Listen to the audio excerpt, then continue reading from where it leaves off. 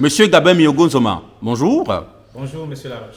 Merci d'avoir accepté notre invitation à venir ici dans votre administration, qui est donc le CLAC, le Centre de lecture d'animation culturelle de Konja. Déjà, merci. Alors, peut-être un peu pour les gens qui ne connaissent peut-être pas le CLAC et qui ne connaissent peut-être pas le responsable du CLAC, est-ce que vous pouvez vous présenter auprès des personnes qui vous regardent actuellement et qui vous écoutent? Merci. Je suis Monsieur Gabin Miogonzoma, diplômé de l'École nationale d'art et manufacture, animateur principal du CLAC de Konja depuis 2017 jusqu'à maintenant. Voilà en gros succinctement comment je peux me présenter. D'accord. Alors, le CLAC, c'est quoi concrètement? Quelles sont les missions et quel est le rôle du CLAC? Déjà, par définition, le CLAC, c'est le Centre de lecture et d'animation culturelle. Dans ces mots, vous retrouvez déjà lecture. Et donc, pour reprendre un peu votre question, les missions du CLAC, c'est faire la promotion de la lecture publique à travers le livre. Bien entendu, accompagné avec des activités culturelles autour. Donc, voilà principalement les missions du CLAC. Alors, lorsqu'on vient ici, quels sont justement les services que l'on peut retrouver au niveau du CLAC? Bon, les services qu'on peut retrouver au niveau du CLAC, là je m'en vais vous donner un peu les modalités de pouvoir s'inscrire au CLAC. Nous avons trois types de personnes, trois types de publics qui fréquentent le CLAC. Il y a ceux qui viennent uniquement pour faire des recherches, sans pour autant être abonnés. Il y a ceux qui viennent pour, comment on va dire, pour prendre quelques ouvrages et aller les consulter. Et il y a ceux qui s'abonnent. À ceux-là, ceux qui s'abonnent, il est demandé un certain nombre d'informations. Vous arrivez, vous présentez votre pièce d'identité. Si c'est une personne adulte ou bien une personne ou un élève, donc il se fait accompagner par sa carte scolaire ou à défaut par un tuteur. Donc on prend les informations qui vous concernent, notamment le nom, le prénom, l'âge, le sexe, le numéro de téléphone, le quartier. Ce sont des informations au préalable qu'il faut communiquer à l'animateur que vous trouvez sur place. Et de là, on vous établit une carte d'abonné qui vous permettra de, à chaque fois, venir emprunter des ouvrages, aller les lire d'une semaine à 2 semaines principalement. Donc voilà en gros les services que nous mettons au niveau du CLAC. Bien entendu, le CLAC, comme je vous ai dit, c'est un centre de lecture d'animation culturelle. Il est composé de 2 compartiments. Il y a la partie bibliothèque, là où nous sommes, et il y a la partie salle d'animation qui concerne les activités d'animation. Donc, pour ceux qui souhaitent, par exemple, avoir des partenariats avec le CLAC, vous venez, on examine quel est le projet que vous voulez amener. Si c'est un projet d'ordre culturel, on l'examine ensemble et puis vous avez accès à la salle d'animation pour vous permettre, sinon pour nous permettre d'avoir notre élément. Alors, quelles sont justement les différentes composantes qui animent le CLAC? Les différentes composantes qui animent le CLAC, tantôt je disais, c'est à la fois la bibliothèque et la salle d'animation. Voilà principalement les 2 composantes. Et les acteurs? Les acteurs principaux sont les animateurs, donc pour moi y compris avec mes collaborateurs. Alors ici au CLAC, il y a combien d'animateurs qui exercent ici au CLAC? Outre l'animateur principal que je suis, vous avez 4 animateurs, 2 hommes, 2 femmes et une technicienne de surface. Donc avec moi, ce qui fait 6, donc un personnel de 6 personnes qui travaillent. Et à l'intérieur de ces personnels-là, vous trouvez 2 catégories. Il y a ceux qui sont à la fois agents du ministère de la Culture et il y a ceux qui sont agents du conseil municipal, aujourd'hui appelés les délégations spéciales. Puisque dans le cadre de la convention, on va certainement y arriver. La mairie met aussi du personnel en contribution pour la gestion des plans. Alors justement, comment fonctionne justement votre ce centre? Il est sous la tutelle de la mairie? Il est autonome?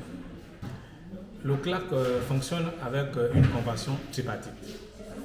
C'est-à-dire la convention a été signée entre l'EIF et l'État gabonais, par le biais du ministère de la Culture, bien entendu.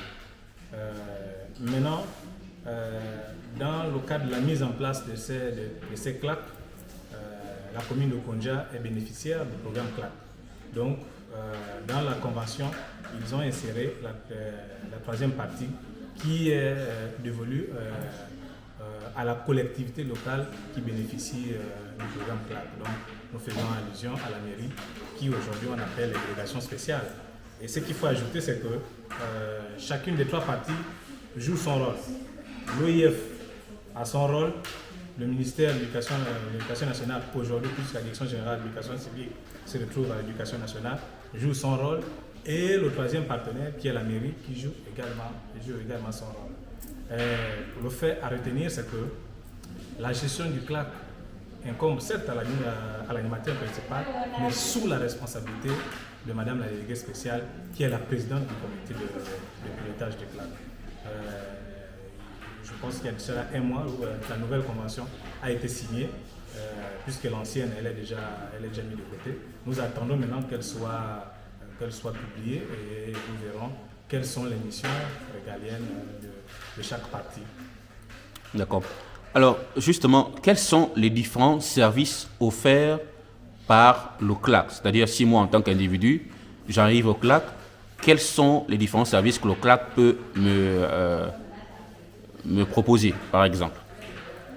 C'est vrai que vous avez dit qu'il y a deux salles, le CLAC a deux salles, il y a la bibliothèque, il y a également la salle d'animation.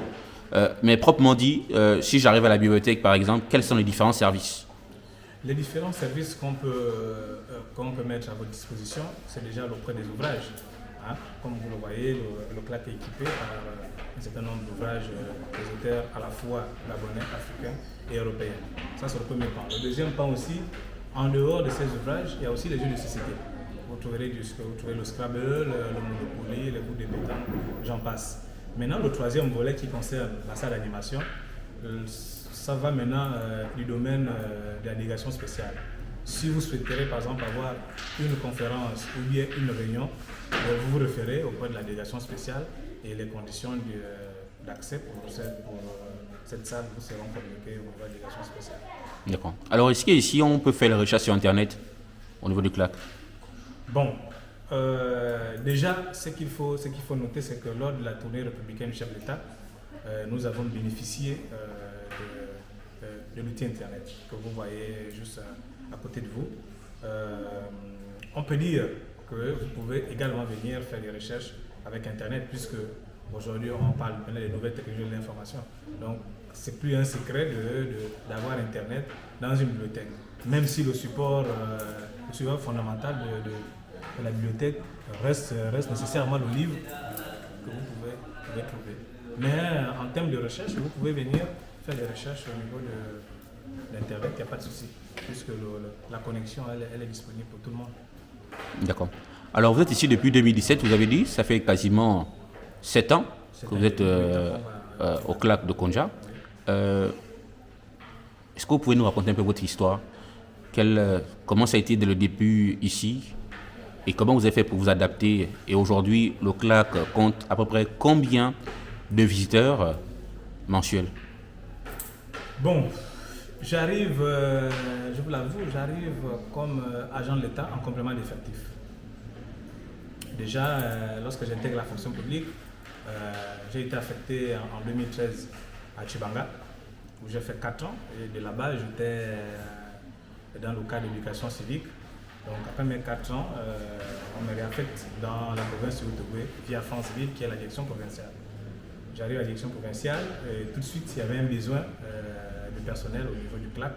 Certes, j'ai fait 1 an, mais après les 1 an, la situation m'a été posée pour venir au niveau du CLAC. Je n'ai pas hésité à arriver, je suis arrivé. Et au bout de quelques mois, j'étais surpris que le directeur d'éducation civique, à l'époque, à travers le coordinateur du réseau CLAC, m'envoie une correspondance qui faisait de moi animateur principal. Mais la vie au quotidien, on s'adapte. Certes, certaines situations d'apprentissage ne sont pas forcément reliées, mais j'ai pu quand même m'adapter et regarder un peu les archives, comment fonctionnait. Et ce qui est le fait le plus marquant, c'est qu'avant que j'intègre les CLAC, j'ai bénéficié d'un séminaire de formation.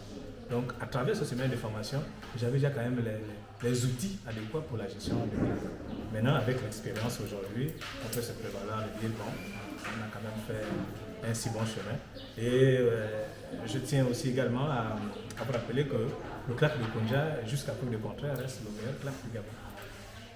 À travers les résultats qui sont fournis. Certes, qui ne sont peut-être pas perceptibles par les populations, mais dans le cadre technique, lors des évaluations, nos responsables, nos chefs sortent de là satisfaisants par rapport au travail qui a été fait.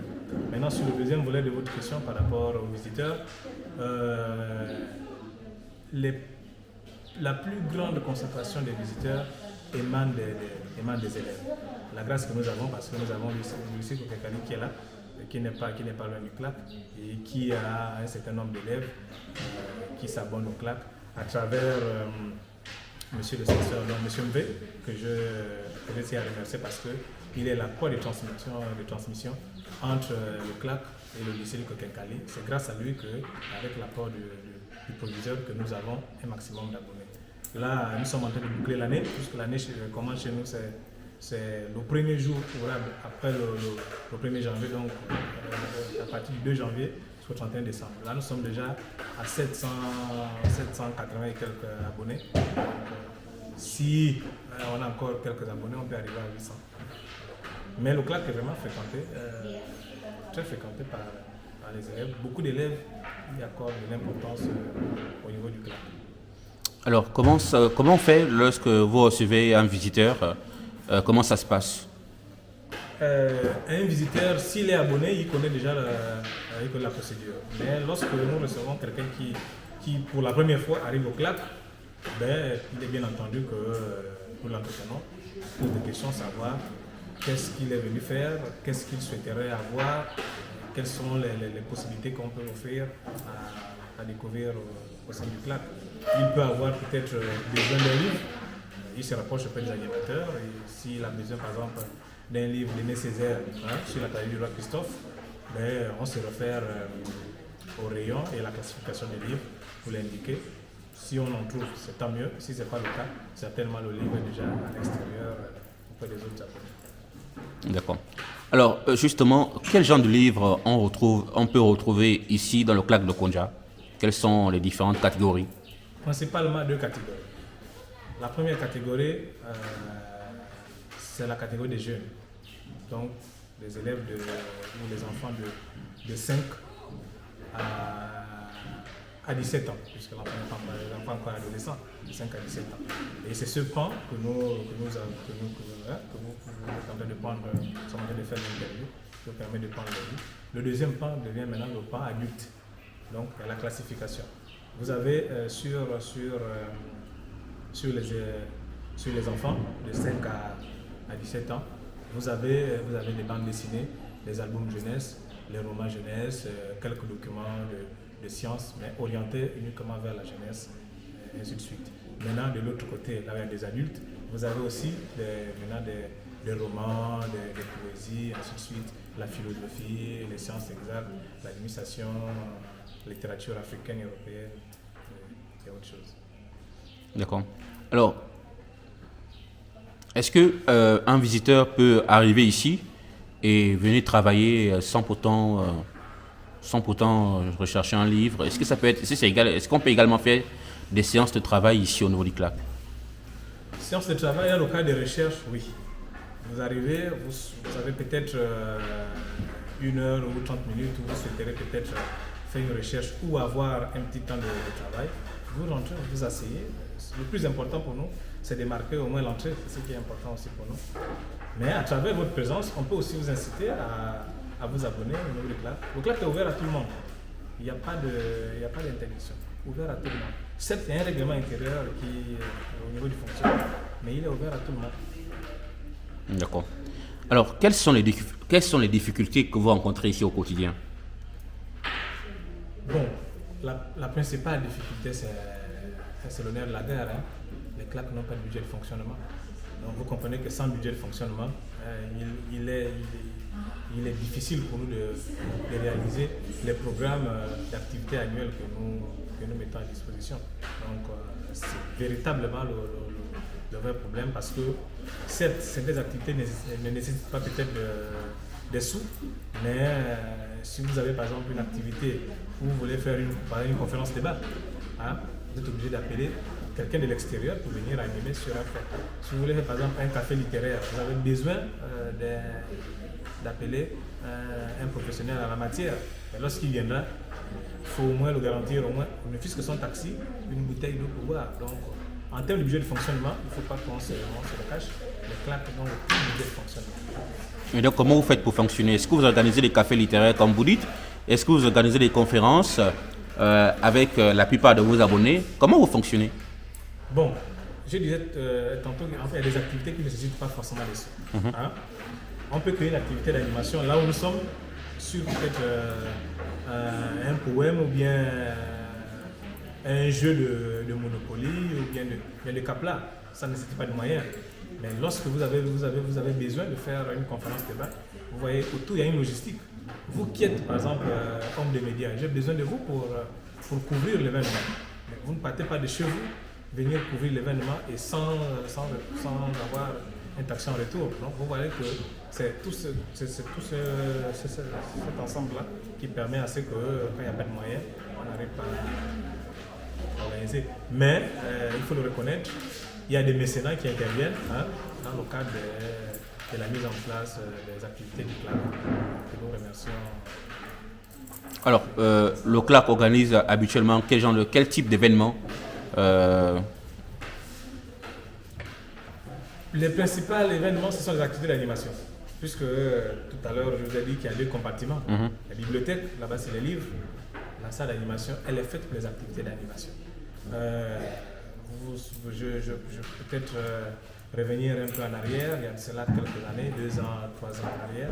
Nous avons quand même su organiser la plus grande activité du CLAC, c'est la semaine de la francophonie qui a eu à Okonja, dont nous avons eu l'honneur de recevoir à la fois M. le gouverneur de la province de Outaouais qui était venu pour la clôture, à la fois nos représentants de l'EIF, M. Alphonse Wagena, qui s'est déplacé de Libreville pour Okonja pendant 4 jours.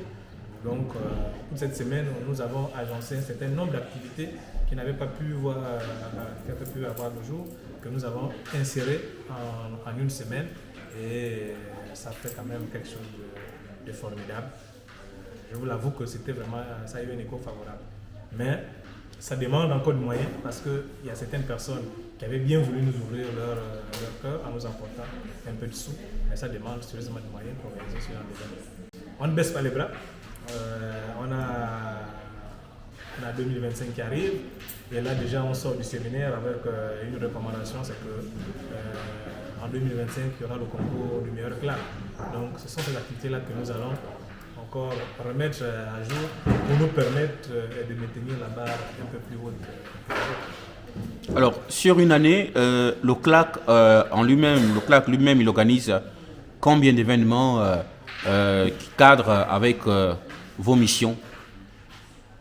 Le nombre d'événements ne peut être défini parce que nous montons un programme d'activité. Il peut avoir 14, 15, 16 activités. Maintenant, ces activités-là dépendent de la disponibilité, non seulement des animateurs, dépendent aussi des moyens financiers que je venais à peine d'évoquer, et dépendent aussi du public. Parce que vous imaginez, vous faites l'activité en juin. Juin, l'école est finie. Or, la plus grande concentration des abonnés du CLAC est vraiment du lycée. Donc, vous comprenez qu'à partir de juin, juillet, août, septembre, il n'y a plus trop d'engouement au niveau du CLAC, sinon il n'y a plus trop de fréquentation. Mais donc, on est obligé souvent de regarder à partir de janvier jusqu'au mois en mai, essayer d'organiser un certain nombre d'activités que nous mettons à disposition, puisque la coordination générale nous recommande d'avoir un programme d'activité annuel. Donc, chaque année, on doit mettre un programme d'activité annuel. Je suis déjà sur ce travail-là. Il faut qu'il soit bouclé au plus tard le 31 décembre pour qu'à partir de janvier, il soit mis en musique. Alors, quels sont les défis auxquels vous faites face ici au CLAC? Défis, on va dire, organisationnel, hein, le CLAC se doit d'avoir tout un arsenal, hein, que ce soit le matériel audiovisuel, ainsi de suite. Et ça me permet de dire aujourd'hui qu'avec la signature de la nouvelle convention, les CLAC seront dotés d'ici peu de tous ces matériels que je venais à peine d'énoncer.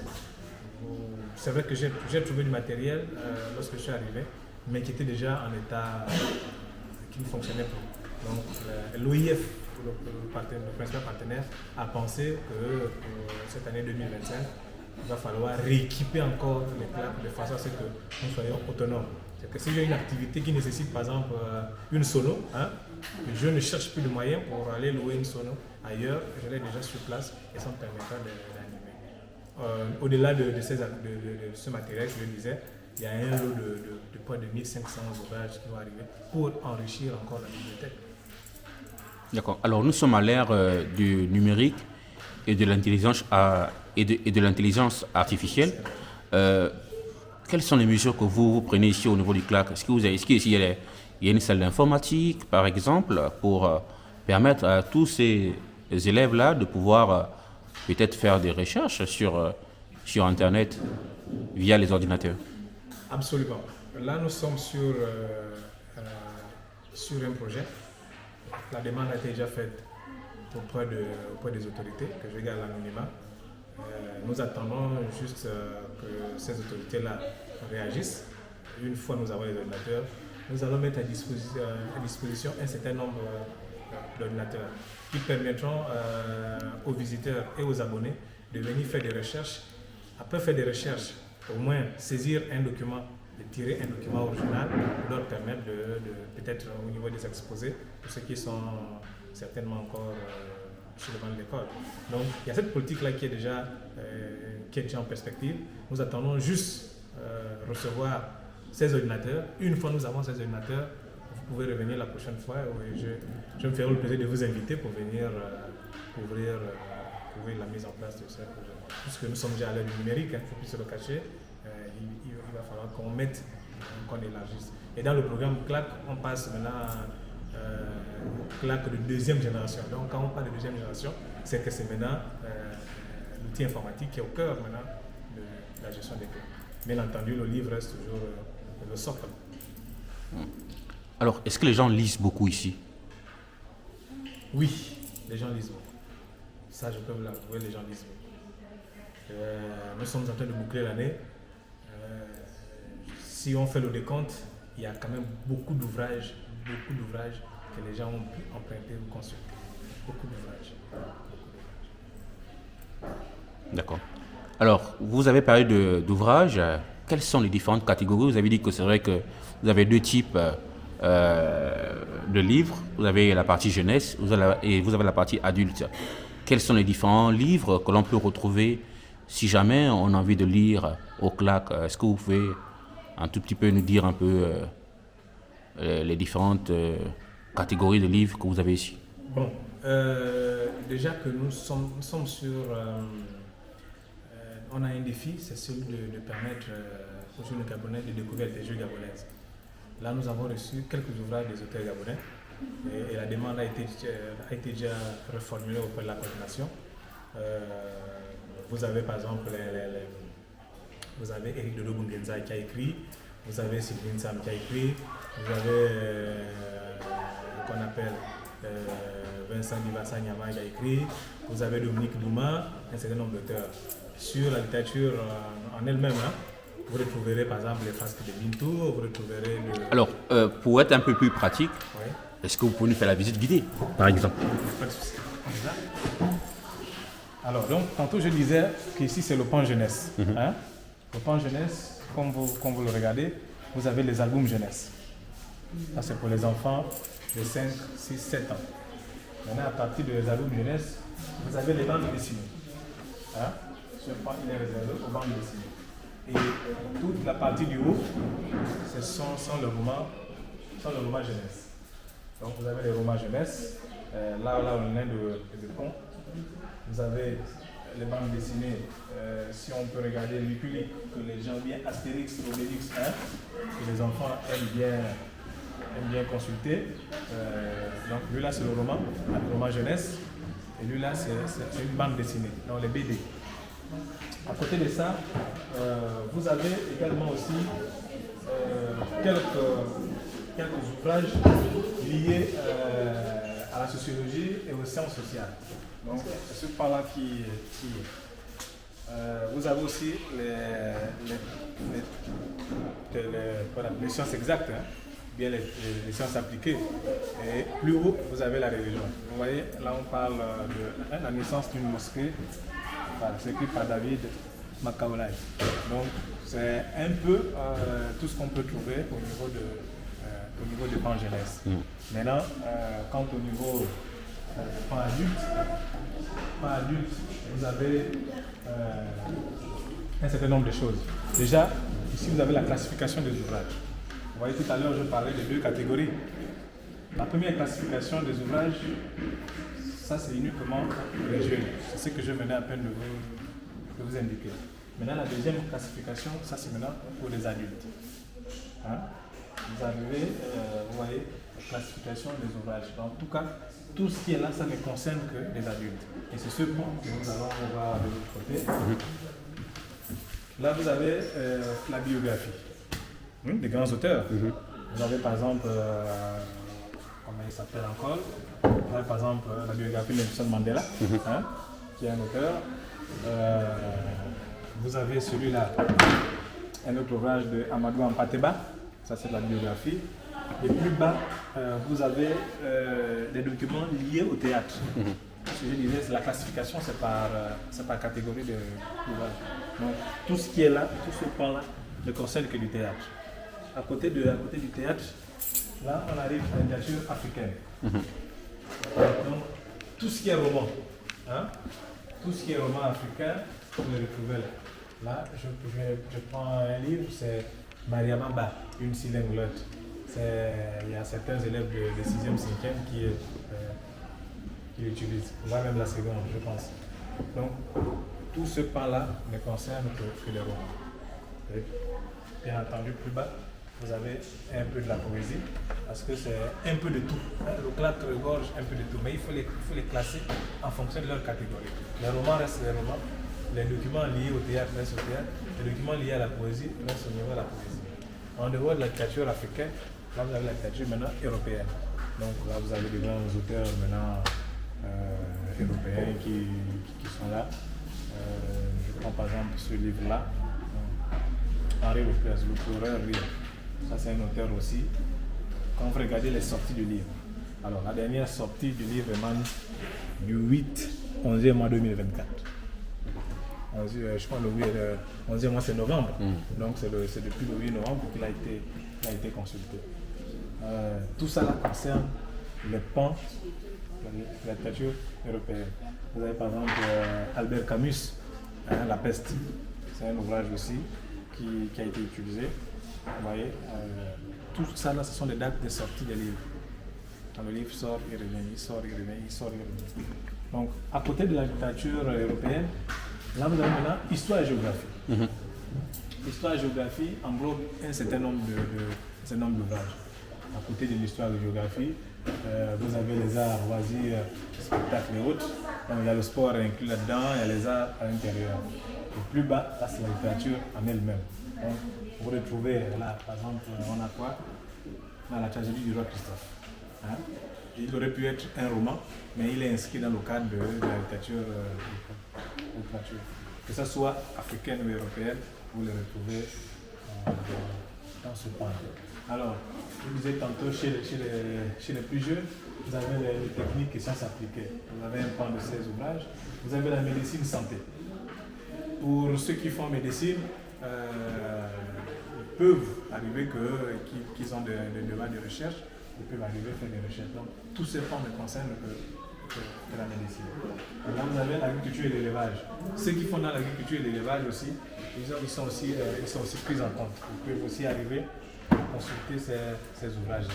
Maintenant, ici, là, vous avez la philo et les ouvrages de sang. On va les reclasser parce que le livre, vous avez cette catégorie de sang. Ça, c'est la philosophie.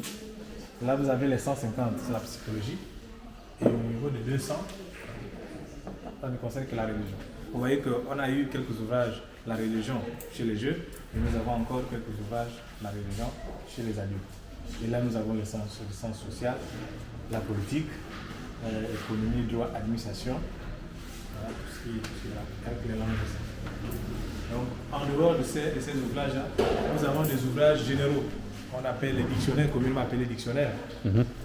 Alors, la particularité de ces ouvrages généraux, on les consulte sur place.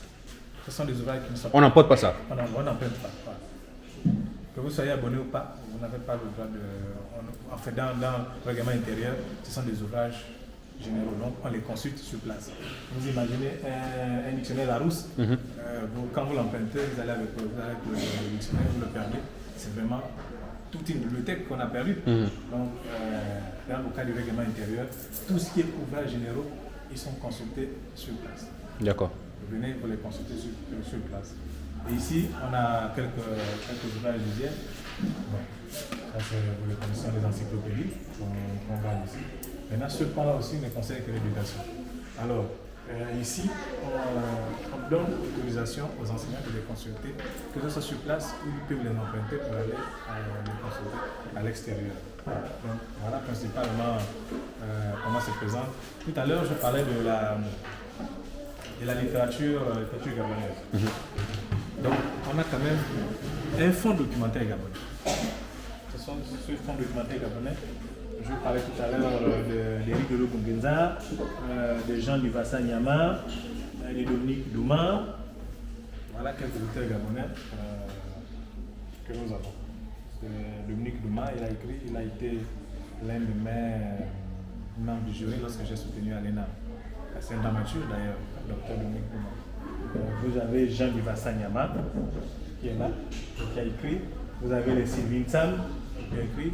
Vous avez l'actuel secrétaire général de la présidence de la République qui a écrit énormément aussi d'ouvrages. Hiro Satanga Réunion, qui est l'actuel secrétaire général de la présidence de la République, qui a suffisamment écrit aussi quelques ouvrages. Les Martin Alianga, et ainsi de suite. Et là, nous venons à peine de recevoir une petite dotation qui concerne un peu dictionnaire en langue. Là, c'est langue Teke français. Ce sont des ouvrages qui nous sont arrivés à peine 1 mois et demi, que nous sommes en train de coter, enregistrer et puis estampiller, qu'ils soient dans les circuits. Mais comme il fait partie du dictionnaire, il va partir de ce rayon fond de Panthère Gabonais, on le met dans les ouvrages généraux. Ce sont des ouvrages, je le disais, qui ne peuvent être consultés que sur place, personne ne peut les emprunter. Donc voilà principalement quelques ouvrages d'intelligence gabonaise que nous avons. Et voilà un document très important, un ouvrage très important. Michel Oumono, le guide de l'élu local. Tous ceux qui aspirent normalement à gérer les collectivités locales devaient au moins consulter ce livre. Il est important? Oui, absolument, il est très important. Puisqu'on vous dit le guide de l'élu local, c'est qu'à l'intérieur, vous trouverez principalement les grandes lignes de la gestion d'une collectivité, parce qu'on est élu local. Donc j'incite les futurs élus, bien sinon ceux qui sont en fonction, de venir les consulter. Je dis tout à l'heure que le CLAC est sans limite, il reçoit tout le monde. Les jeunes, les moins jeunes, les adultes, ainsi de suite. Il est disponible à tout le monde. Et on va peut-être essayer d'aller vers les jeux. Tout à l'heure, je parlais aussi des jeux de société. Dans le cadre des jeux de société, vous avez le Scrabble qui est le jeu. Vous avez le Scrabble, qui est là, qui est disponible. Vous avez les jeux des échecs disponibles. Vous avez qu'on appelle la dame qui est disponible. Vous avez le capla que les enfants sont en train de jouer dehors. Vous avez un certain nombre de jeux. Mais tout ça là, tout ça là va être actualisé dans le cadre de la mention spéciale de l'OIF que nous allons recevoir. Donc, et là, en termes de jeux de société, quel est le jeu de société le plus consulté? Le jeu le plus consulté, c'est la dame. La dame, c'est l'un des jeux les plus consultés. À côté de la dame, vous avez le Scrabble aussi. au Scrabble, même les grandes personnes, ils arrivent jouer au Scrabble. Ils viennent jouer ici? Ils viennent jouer. Là, nous sommes en train de regarder comment lancer notre année 2025 avec un concours de Scrabble. Il y a nos frères gendarmes qui sont suffisamment avancés dans le cas du Scrabble, donc je voudrais un peu les mettre un peu en avant. Quoi. Donc ça va opposer certainement les corps habillés contre les civils. Contre les civils. D'accord. Parce que j'ai déjà fait un tour chez eux, je les ai trouvés, ils sont hyper concentrés dans le Scrabble. Et d'ailleurs, ils m'ont fait la proposition d'organiser ce concours du Scrabble. Donc si tout marche bien, début janvier, on va avoir ce mini concours du Scrabble. Voilà, alors, je voudrais qu'on s'approche un peu vers votre tableau, parce que je vois que vous avez un tableau là-bas. Et je voudrais que vous nous expliquiez un peu qu'est-ce qui est écrit là-dessus et pourquoi c'est important ces statistiques-là. Oui, comme je disais, le travail qui est fait, il n'est pas perçu par beaucoup de personnes, parce que c'est un travail fermé. Maintenant, nous avons pris l'initiative à chaque fois que lorsqu'on arrive à un mois suivant, on a les statistiques du mois précédent. Là, nous sommes en décembre. Donc là, vous avez les statistiques du mois qui est déjà, le mois de novembre qui est déjà passé. On est en décembre. Donc, en novembre principalement, vous voyez au niveau des entrées. Les entrées femmes, on a eu 786 femmes confondues, que ce soit les adultes et les jeunes. Au niveau des hommes, on a eu 898 entrées. Quand vous faites la sommation des entrées hommes et femmes, vous avez 1684 personnes qui ont fréquenté le clan pour le mois de novembre. Alors, on descend maintenant aux abonnés. Ça a été un mois exceptionnel. Au niveau des abonnés, vous avez les abonnés femmes jeunes. On a eu 128. Vous avez les abonnés hommes jeunes. On a eu 157. Vous avez les abonnés femmes adultes. Donc, au-delà de 18 ans et plus, on a eu 24. On a eu des abonnés masculins adultes de 24. Donc, pour le mois de novembre, on a eu 333 abonnés au club. Comme je disais, pour être abonné au club, c'est de janvier en décembre, donc jusqu'au 31 décembre.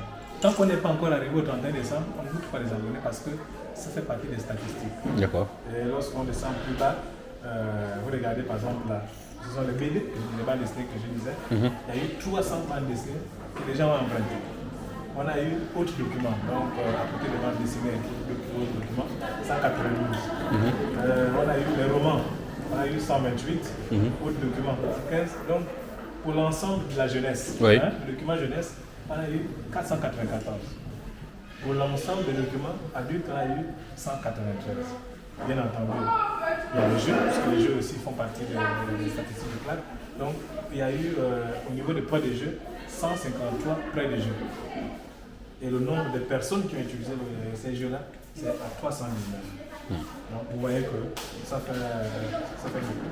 En termes d'observation, puisqu'on n'a pas eu d'activité en novembre, on était au séminaire, les participants inscrits sur la date. Donc, vous voyez que j'ai écrit en fin de novembre. C'est un nombre d'abonnés jamais observé par mois. Donc le mois de novembre sort dans le lot des mois les plus prolifiques de cette année. En termes d'abonnés, nous avons eu 333. Bon, on peut quand même relativiser avec les entrées. Parce que les entrées parfois ils vont à 2 000, 3 000. D'accord. Alors, on va peut-être se mettre ici, vu que nous sommes quasiment arrivés au terme de notre entretien.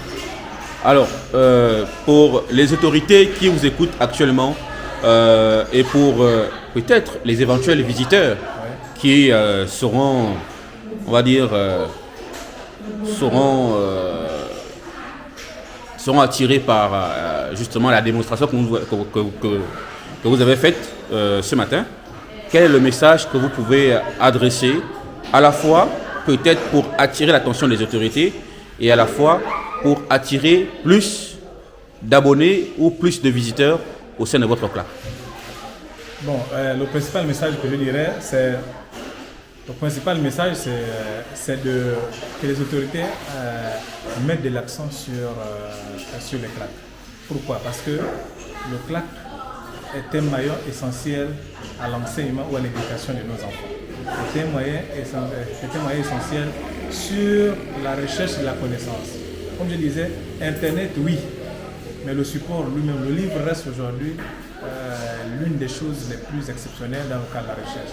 Parce que Internet, si vous n'avez pas par exemple la connexion aujourd'hui, il ne faut pas faire la recherche, alors que le livre, lui, est là en permanence. Nous demandons aux autorités de regarder au niveau des fonctionnements des claques, nous demandons aux autorités de mettre des moyens pour la gestion des claques parce que l'EIF, déjà en lui, équipe les claques. C'est le plus gros partenaire, comme je disais, mais déjà suffisamment de moyens. Déjà, on sort là d'un séminaire de 10 jours. Ça a été financé entièrement par l'EIF pour nous permettre de nous renforcer les capacités dans le cadre de gestion des claques. Donc, les autorités mettent un peu de l'accent sur la gestion des claques et que les claques aussi s'étendent sur l'ensemble du pays. Parce que, comme je disais, il y a seulement 10 claques au sein du Gabon. C'est pas quand même... voilà. Normalement, chaque département devrait avoir au moins un claque pour donner la possibilité aussi aux autres qui sont par exemple à Aboumi d'avoir accès à la recherche à travers le livre. Donc c'est ce que nous disons au point de puisque nous sommes aujourd'hui à l'ère de la transition. Hein. La restauration des institutions aussi impose à la restauration aussi des claques. À ceux qui souhaitent venir au claque, je disais tantôt que le claque, il est ouvert, disponible à recevoir tout le monde, disponible à accompagner ceux qui voudront bien évidemment avoir des projets dans le sens du développement de nos jeunes, hein, pas de projets à titre individuel. Si quelqu'un souhaite animer une conférence sur une structure, mais qu'il se rapproche auprès des services des CLAC, nous allons le recevoir à base ouverte et nous mettons à disposition notre cadre pour qu'il puisse faire sa conférence. Voilà principalement ce que je peux dire à nos auditeurs. Et vous remercier d'avoir pris de votre temps pour venir voir comment notre jolie CLAC fonctionne, tout en disant que le CLAC de Konja reste le meilleur CLAC du Gabon. Monsieur Gabin Myogo Nzoma, merci de nous avoir reçus dans votre administration et nous vous souhaitons le meilleur, surtout pour l'amélioration des conditions de travail, des ouvrages, le matériel, etc. Et on espère vous retrouver très prochainement, peut-être pour parler d'autres choses en termes d'activités, vu que le CLAC organise également des activités. Merci beaucoup. C'est nous qui remercions pour votre présence parmi nous. Et nous tenons également aussi à féliciter Madame la déléguée qui a pris le pouls dans le cadre de la gestion. Parce que, comme je disais, elle est la présidente du comité de pilotage. Donc, rien ne peut se faire sans elle. On se réfère à elle pour avoir un certain nombre d'orientations locales de l'organisation. Et nous vous disons merci, certainement. Et nous profitons à souhaiter aussi déjà nos voeux le meilleur pour l'année 2025 à Radio Yeri. Plus Dieu vous accompagne et continue dans ce que vous faites pour le bien de notre localité. Merci beaucoup. Merci. Voilà, fidèles téléspectateurs et auditeurs de Radio Yeri, nous sommes arrivés donc au terme de cet entretien avec Gabin Myogo Nzoma, qui est donc l'animateur principal du CLAC de Konja. Merci, à nous retrouver très prochainement. Au revoir.